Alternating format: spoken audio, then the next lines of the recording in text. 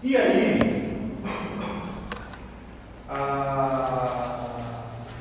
eu preciso de falar com vocês de um tema novo que está aí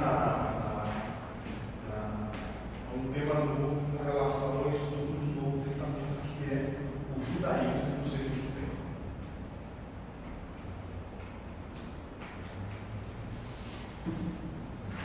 Aí a pergunta fica: o que é, professor, judaísmo do segundo tempo?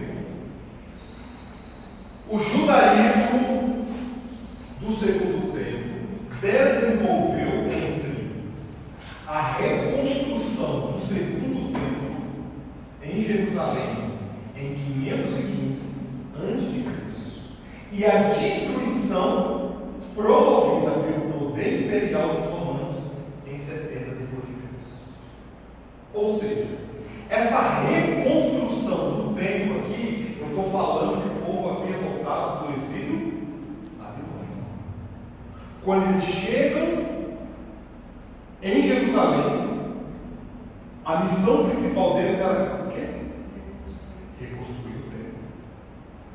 E isso começou em 500, a reconstrução definitiva, a dedicação do templo, 515 a.C. Então, entre a 515 e o ano 70 depois de Cristo, se desenvolveu o que a gente chama de judaísmo do segundo tempo. Ok? Ok? Mas eu só defini aqui só para vocês terem uma noção. Porque antes, eu quero que vocês peguem esse mapinha que eu dei para vocês. Da mesma forma que o ambiente do Antigo Testamento era o crescente fértil, e com o passar do tempo, essa geografia foi mudando para a bacia do Mediterrâneo, o texto do Antigo Testamento acontece mais ou menos por aí. Por quê? Porque a gente pode ver, se vocês olharem aí no texto de vocês, a gente tem o Antigo Testamento, a gente tem o princípio e a gente tem o final do Antigo Testamento. Essas três partes aqui formam o Antigo Testamento. Ok? Antigo Testamento, o exílio e a parte final do Antigo Testamento. Então, essa parte aqui, a gente dá o nome de Antigo Testamento dividido em três partes. Porque uma coisa é o povo de Israel antes do exílio, outra coisa, o povo de Israel depois do exílio. Por isso que eles dão o nome de judaísmo do segundo tempo, porque o exílio mudou o povo, o exílio mudou a fé dos judeus. O que eles vão viver depois do exílio, eles nunca haviam vivido antes. Por exemplo, uma palavra que não existia, que passou a existir depois do exílio, é a palavra Satanás. Não existia essa palavra antes. Era só serpente. Não existia essa palavra antes. Não existia essa palavra antes. Ela passa a existir depois do exílio babilônico. Ou seja, a fé que os judeus tinham passou por uma transformação durante os 70 anos no exílio babilônico. Só que, para a gente compreender tanto o exílio quanto o final do Antigo Testamento e as demais fases, é necessário a gente retroceder lá no texto de Gênesis, texto de Deuteronômio e assim por diante. Voltar lá atrás. E aí a gente vai detectar que o povo de Deus estava sintonizado e estava relacionado e estava inserido numa sociedade que eu dei um nome para vocês chamada de Crescente Fértil, onde muitas potências dominaram a região que a gente chama de Palestina. E aí a gente tem alguns impérios que fazem parte do Antigo Testamento, no seu todo, tanto a primeira parte, a segunda parte e a terceira parte. Quais são esses impérios? Para a folhinha de vocês. Nós temos os sumérios, nós temos os acadianos, nós temos os amoritas, nós temos os egípcios, nós temos os assírios e nós temos os babilônios. E a gente poderia até colocar aí os medo-persas. Por quê? Porque esses impérios dominaram o povo de Deus, dominaram a região da Palestina, que a gente chama hoje de Palestina. Então, quando você vai ler lá, por exemplo, o livro de Juízes, por exemplo, um desses impérios aqui estava no poder. Claro, a gente tem uma dificuldade muito grande para encaixar esses impérios certamente no texto bíblico, mas um desses aqui estava no poder. Os filisteus então entram porque eles não conseguiram. Os filisteus, eles não foram um império. Eles tentaram, não conseguiram. Mas de fato, os filisteus não foram império. Quando eu falo de império, eu estou falando de uma estrutura militar gigantesca, como é o caso dos romanos, como é o caso dos babilônios, como é o caso dos assírios. Por isso que teve a sequência de governantes que era tão Exato. grande proporção.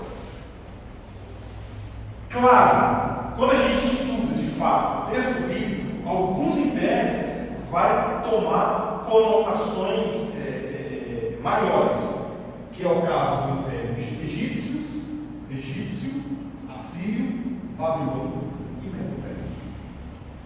Por quê? Porque o texto bíblico vai citá-los, vai falar sobre eles. Ok? Então, o Antigo Testamento, os impérios políticos que dominaram aquela região em que os textos da Bíblia foram elaborados, em que fatos estão relacionados diretamente com os textos bíblicos, são esses impérios: sumérios, os acadianos, os amoritas, mas principalmente os egípcios, os assírios, os babilônios e depois os medo-persas. Então, esses são impérios relacionados com o Antigo Testamento. Só que tem três impérios aqui que a gente tem que dedicar um pouco mais a nossa atenção, que é o assírio e o babilônio. Por que o assírio? Porque o assírio, em 722 a.C., conquistaram o reino do norte, ou o reino de Israel. Vocês lembram lá que eu falei? Reino de Israel.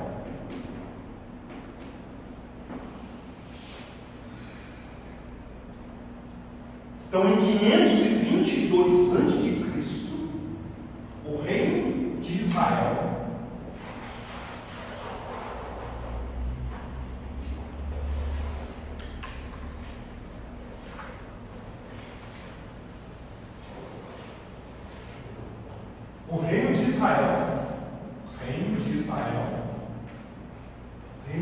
Reino Norte, o reino de Israel, ele foi conquistado pelos assírios. 722 ou 500? 722 a.C. Ah. Então, o reino do norte foi conquistado pelos assírios. Qual era a política dos assírios? Ele conquistava o povo, conquistava os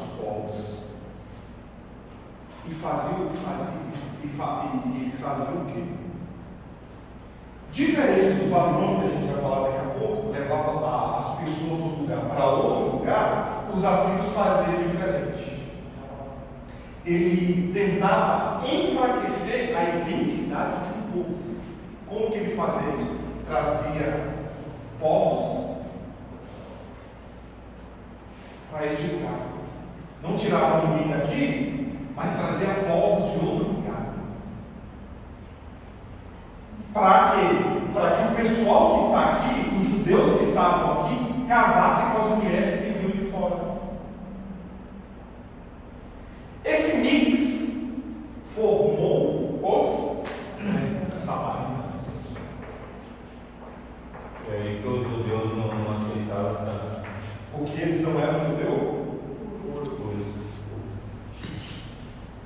Então os assírios traziam gente de fora para enfraquecer a identidade do povo. Então, por exemplo, hoje eu, solteiro, sou apegado à lei de Deus. Imagine um judeu, sou apegado à lei de Deus. Caso com uma mulher que não é judia. Tirar essa atenção dele. E aí, vai ter um choque natural entre duas culturas diferentes. Automaticamente, isso vai influenciar a criação dos meus filhos. Vocês estão entendendo quando a Bíblia fala sobre casamento desigual? A ideia vem mais ou menos disso aí. Está entendendo? Por isso que quando Esdras vai de volta para Jerusalém, tem muitos judeus que estavam casados com mulher samaritana. E ele manda o pessoal desfazer o casamento. Por quê? Porque o problema era esse aqui. O enfraquecimento da cultura, o enfraquecimento da religião, da identidade. Essa é a palavra-chave. Então, quando se fala de casamento desigual, está falando mais ou menos baseado nessa relação. Mais ou menos nessa relação. Principalmente no Antigo Testamento. No ambiente do Antigo Testamento. Ok? Então é mais ou menos isso. Então, o que os assírios faziam? Em vez de levar as pessoas para a Síria, ele trazia pessoas de outros lugares para enfraquecer a identidade daquele lugar. Então isso acontece a partir de 722, com o fim do reino do norte.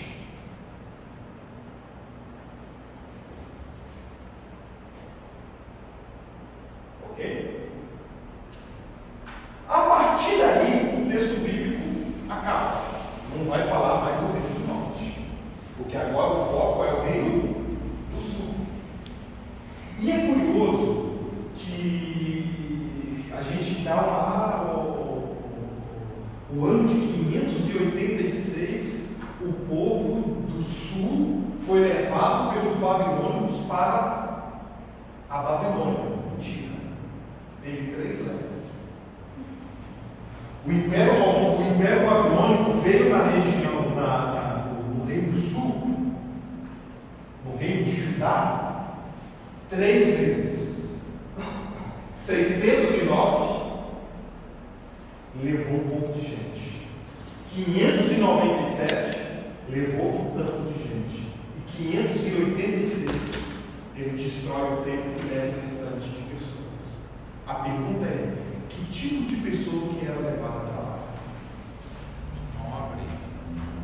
Os ricos, os intelectuais e os sacerdotes. Ele levou, por isso que Daniel foi. Linhagem dos nobres.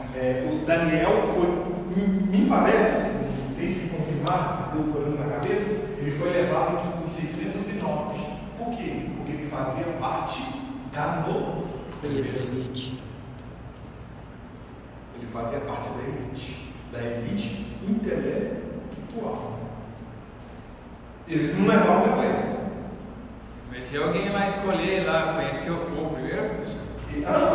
E alguém conheceu o povo quando está levando assim, Já tinha toda essa informação. Eles lá naquele tempo já tinha a inteligência. Já tinha inteligência. Já. Essa questão de saber, eles chegavam lá já sabendo de tudo. E aí, eles levaram os judeus para a Babilônia. 605. 605 mesmo? 605, 609. Isso mesmo. Então foi a primeira deportação. A gente chama de 3 deportações: 609, 597, 97 e 586. Ezequiel, que era o sacerdote, ele foi levado em 597. Esqueça disso. E o restante, os intelectuais, os sacerdotes, foram levados em 586. Diferente dos assírios, que queriam enfraquecer a identidade de uma nação, os babilônicos, diferente dos assírios, eles pegavam o povo e levavam para Babilônia. Por que levavam para Babilônia? Para não ter a capacidade de revoltas.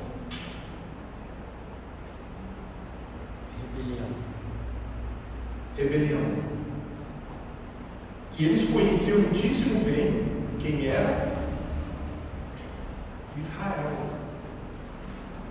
que era um povo revoltoso. E isso é interessante quando a gente vê o povo voltando do exílio babilônico. O povo de Israel também vai ser acusado por esse tipo de postura. Por isso que eles vão suspender a construção do templo. Por quê? Porque lá no histórico de Israel, os persas vão olhar e falar: não, vocês são sem vergonha, vocês gostam de uma revolta. E aí paralisa a construção do templo. Então, os babilônios tiram os judeus daqui e levam para a Babilônia. Claro, isso é nítido. É só a gente ler o livro de Lamentações de Jeremias. A gente vai ver que algumas pessoas vão ficar na região. Vai morar em Jerusalém, toda destruída. Outros judeus que não foi para a Babilônia e não ficou em Jerusalém ou na região da região da Judéia, eles vão para o Egito, como foi o caso de Jeremias. Jeremias foi levado obrigatoriamente para o Egito. Então a gente tem que na Babilônia, que estava a elite, os miseráveis ficaram na destruição total da região e outros foram para o Egito. Isso estou falando dessa última deportação aqui, 586, quando os babilônios vêm e destroem o templo. Destruíram o templo, de fato. Esse templo é o templo de Salomão que foi destruído, que era uma das 7 maravilhas do mundo antigo. Primeiro. É o primeiro. Esse templo de Salomão era uma das 7 maravilhas do mundo antigo. Era uma das 7 maravilhas. Que junto delas tinha a pirâmide do Egito, tinha muitos outros. Os zigarates, da Babilônia.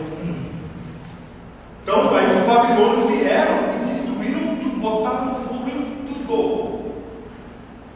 Em tudo. Destruíram de fato. É ali que a arca Se perdeu, não tem mais história dela dali para frente. Provavelmente ela vinha ser destruída no meio dessa bagunça toda aí. Até pegaram muito dos utensílios do templo e mandou para a Babilônia, que depois no exílio, depois com os persas vão devolver. Os persas devolvem, só que não tem mais a Arca da Aliança. Ela se perdeu nesse período aí da destruição do império. Então, diferente dos assírios, os babilônicos em 586 leva a última leva de gente para a Babilônia.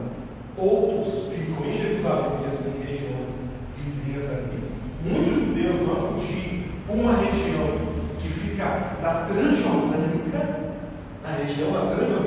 do outro lado do Rio Jordão, para uma cidade chamada Perla, onde eles vão refugiar. Então aí, um grupo fica ainda aqui em Jerusalém e outros vão para o Egito. Então tem judeu na Babilônia, Jerusalém e o Egito. Aqui é uma destruição total. O livro de Lamentação reflete um pouco desse sentimento.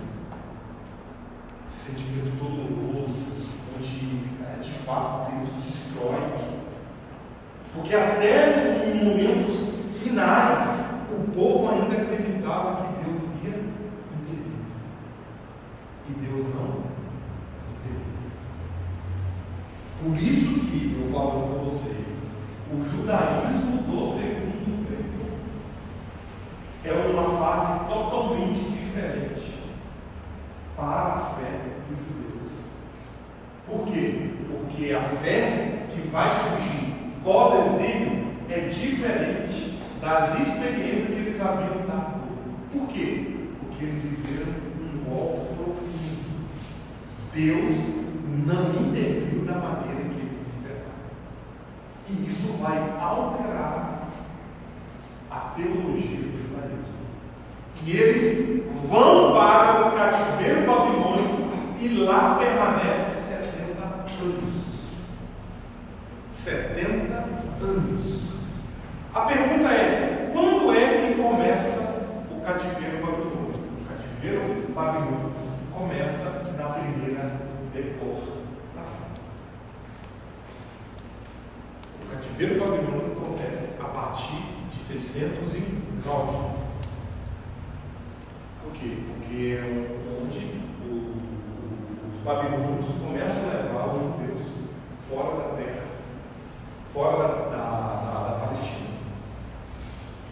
E eles vão no cativeiro babilônico e ficam lá 70 anos. Deixa eu só ver umas questões aqui.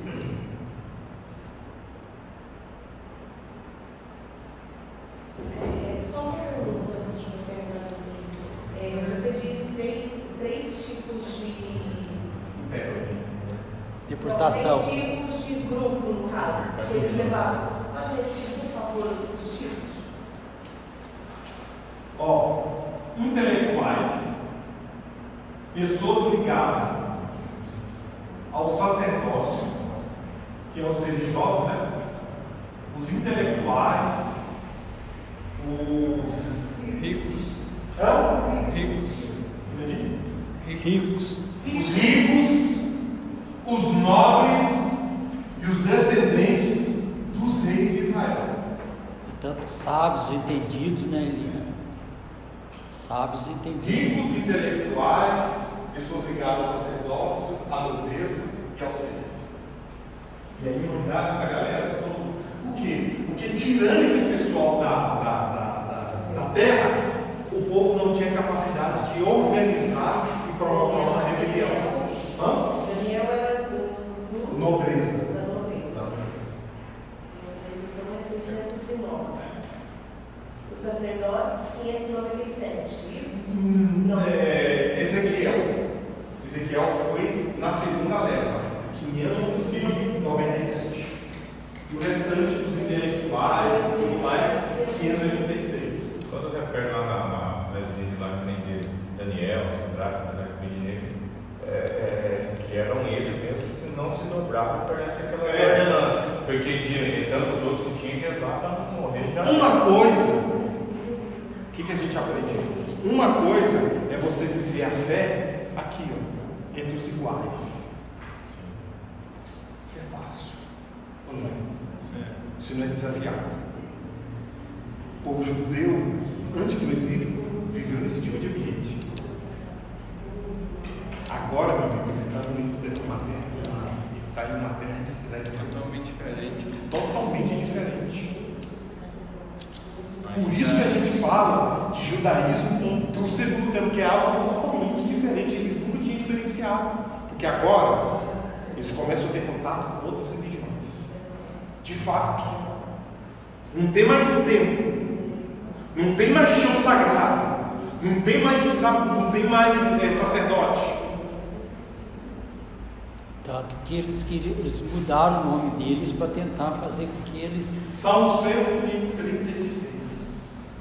Penduramos as nossas armas dos salgueiros, que a gente não tinha alegria.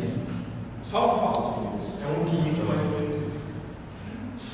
Olhando só um pouquinho, só para a gente ter uma noção, profetas antes do exílio em Israel, Amós e Oséias profetizaram diretamente contra Israel. Profetas que profetizaram contra Judá: Joel, Miqueias, Isaías, Sofonias, Abacuque e Jeremias. Profetas que profetizaram contra a Síria. Eu falo sobre isso. Jonas e Naum.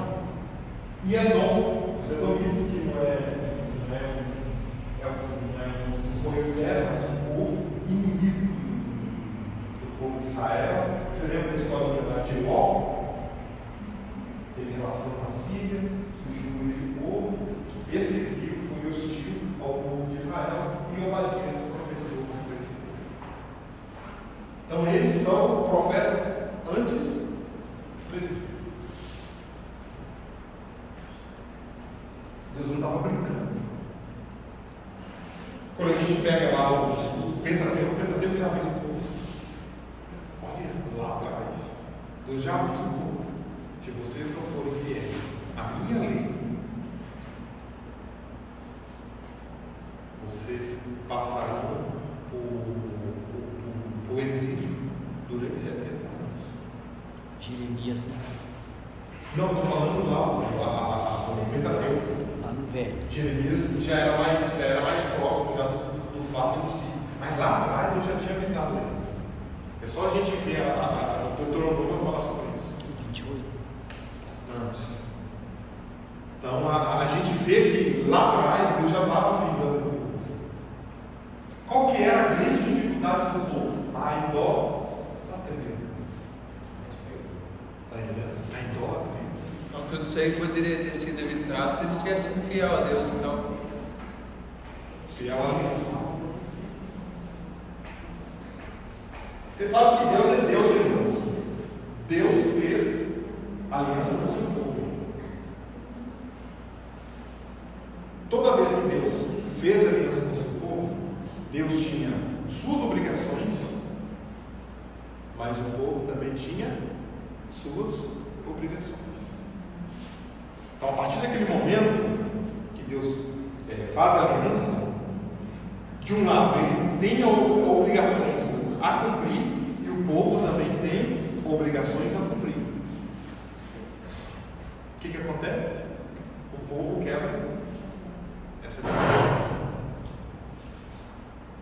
O que acontece no versículo? Deus está punindo o povo por quebrar as cláusulas da sua aliança. Por isso que Deus manda eles para o cativeiro.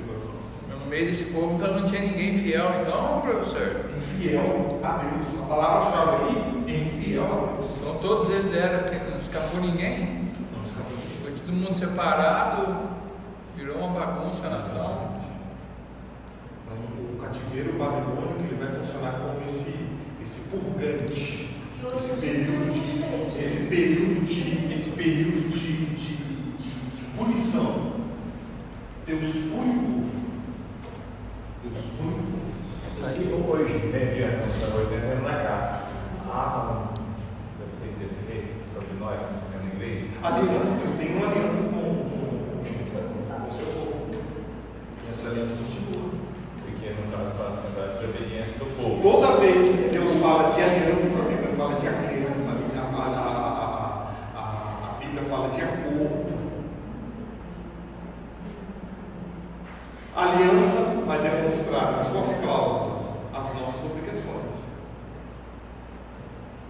Se não formos obedientes às cláusulas da aliança, seremos punidos. Ponto final. Isso aí é algo estabelecido. Então, toda vez que Deus estabelece uma aliança entre Ele e eu, Ele estabelece as cláusulas da aliança e eu sou obrigado, como Ele também é obrigado, a cumprir. Claro, em nenhum momento Deus quebrou essa aliança. Quem quebra essa aliança é a gente, é o seu povo. Logo, se não cumpriu, vai ser punido. Por isso que aí faz sentido o papel do profeta. O papel do profeta é para levar o povo a ser fiel novamente à aliança. Quando a fala do profeta não faz mais sentido, aí Deus vem punir.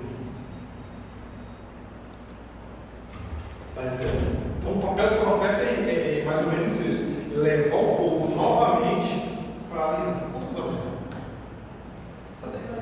Tá. O papel do profeta era isso. O papel do profeta pré-exílio era esse: de levar o povo novamente para a aliança, seja no reino do norte, seja no reino do sul. O que o povo faz? Quebra. Pensa que eles são especiais. Isso. Eles pensam que é especial e Deus vai salvar eles. Teologia totalmente errada. Deus destruiu, gente, o templo. Deus destruiu o templo. Deus destruiu tudo. E eles ficaram longe durante 70 anos. Ou seja, ficaram uma geração longe de Jerusalém.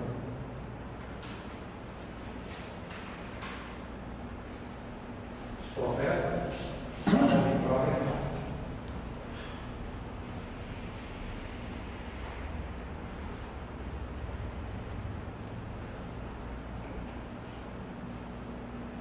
Então eles ficam 70 anos no Egito. 70 anos no Egito. Até que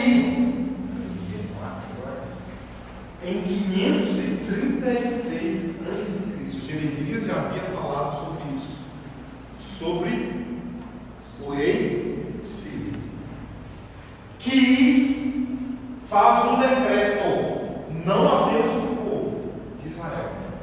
Como eu falei para vocês, a Babilônia tinha gente de vários lugares do mundo, inclusive judeus.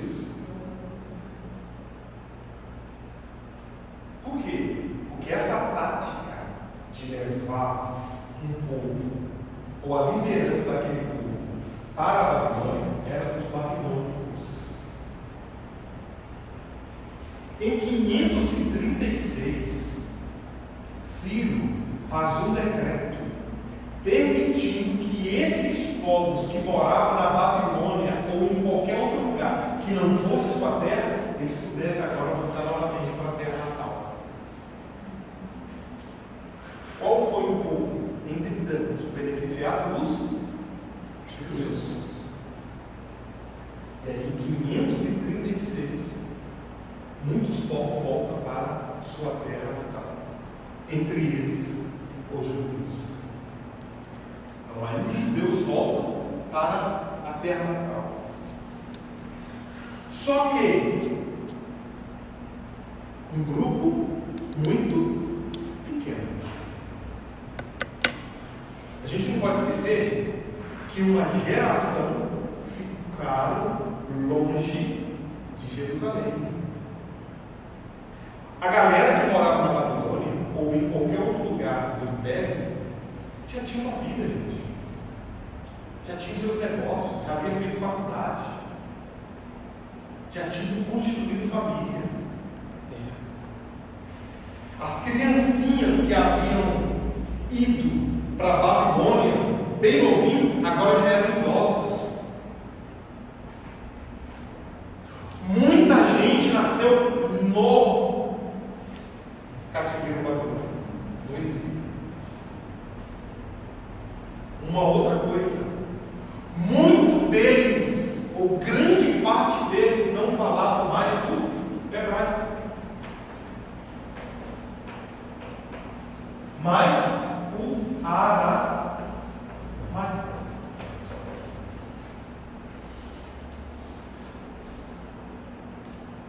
Está entendendo? Então, muito deles não falava hebraico, falava aramaico, que era a língua oficial, é o inglês da época.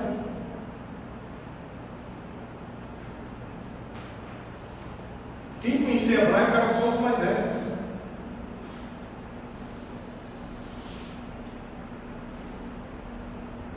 Então, vocês estão vendo a mudança que acontece. O exílio do povo já não fala mais hebraico, fala aramaico. Não tem tempo, aí vai surgir as sinagogas. Totalmente diferente. Totalmente diferente da liturgia, da estrutura. A estrutura é muito mais simples. O povo não tinha mais tempo, e aí começaram a se organizar em grupos pequenos.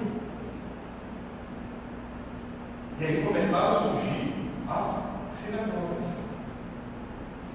Uma das grandes mudanças nessa espiritualidade no exílio é que o sacrifício do templo agora dá lugar à leitura da Torá. O que substitui o sacrifício no templo? A leitura da Torá. É mais ou menos como o nosso culto. Você está entendendo? Então, mais ou menos o que acontece no culto hoje. O sujeito pegava a Torá, leia e depois explicava. Jesus fez isso no capítulo 4. O Espírito de Deus está sobre mim para vos anunciar. Ele cita um texto de Isaías. Então ele pega o texto e explica o texto. Por quê? Porque não tinha mais tempo, não tinha mais sacrifício. O sacrifício havia cessado, porque não se tinha mais tempo. Então surge a sinagoga. Então o ambiente pós-exílio é um ambiente em que a espiritualidade dos judeus muda drasticamente. Por isso que a gente fala de judaísmo do segundo tempo. Se a gente está falando de judaísmo do segundo tempo, está querendo, em certo sentido, diferenciar do judaísmo do primeiro tempo, que estava ligado diretamente com o sacrifício no templo. O segundo, vão reconstruir o templo? Vão, mas agora tem um problema, que é a sinagoga. Para ver. Até a mudança de Deus